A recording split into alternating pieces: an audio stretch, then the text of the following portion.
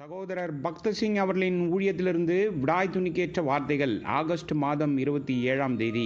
கேளுங்கள், அப்பொழுது உங்கள் சந்தோஷம் நிறைவாயிருக்கும்படி பெற்றுக்கொள்வீர்கள். யோவான் சுவிசேஷம் 16வது அதிகாரம் 24வது வசனம். கர்த்தரால் சொல்லப்பட்ட ஒவ்வொரு வார்த்தையும் கிருபையும் சத்தியமும் உடையதாய், ஆழமான ஆவிக்குரிய அர்த்தமும் நிறைந்ததாய் இருக்கிறது. அற்புதமான காரியங்களை பேசிய பல போதகர்கள் இருந்திருக்கிறார்கள். ஆனால் கர்த்தராய் இயேசு கிறிஸ்துவின் வார்த்தைகள் தனித்துவமானது. இவைகள் ஒருபோதும் மறக்க முடியாது. கர்த்தராய் இயேசு கிறிஸ்துவின் வார்த்தைகளை சிறந்த எழுத்தாளர்களால் பல புத்தகங்களாக எழுதப்பட்டு விளக்கப்பட்டும் இருக்கிறது. ஆனால் அவைகளின் அர்த்தத்தை இன்னும் பல விதங்களில் விவரித்தாலும் அது முடியாததாக இருக்கிறது. எபேசியருக்கு நிருபம் 3வது அதிகாரம் 20வது வசனத்தில் உள்ள தேவனுடைய வார்த்தையின்படி நாம் கேட்பதற்கும் நினைப்பதற்கும் மேலாக அவர் மிகுதியாய் கிரியை செய்ய வல்லவராக இருக்கிறார்.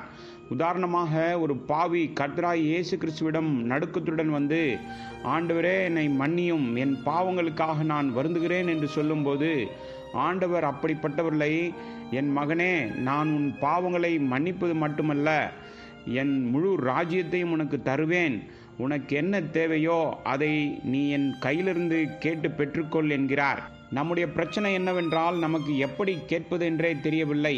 ஆண்டவருடைய சீஷர்கள் கூட 3 வருடங்கள் அவருடன் இருந்த போதிலும் அவர்களுக்கு தெரியவில்லை. கர்த்தர் அவர்களிடம், இதுவரை நீங்கள் என் நாமத்தினாலே ஒன்றும் கேட்கவில்லை, கேளுங்கள், அப்பொழுது உங்கள் சந்தோஷம் நிறைவாயிருக்கும்படி பெற்றுக்கொள்வீர்கள் என்றார். அவரிடம் பல காரியங்களை கேட்டதாக சீஷர்கள் நினைத்து கொண்டிருந்தார்கள்.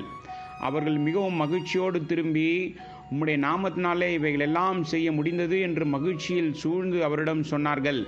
அப்பொழுது ஆண்டவர் சொன்னார், இதுவரை என் நாமத்தினால் நீங்கள் எதுவும் கேட்கவில்லை. வேறு வார்த்தைகளில் கூறுவதானால் அவர்கள் தங்கள் சந்தோஷத்தை பரிபூர்ணமாக்க முடியாத காரியங்களை மட்டுமே கேட்டார்கள்.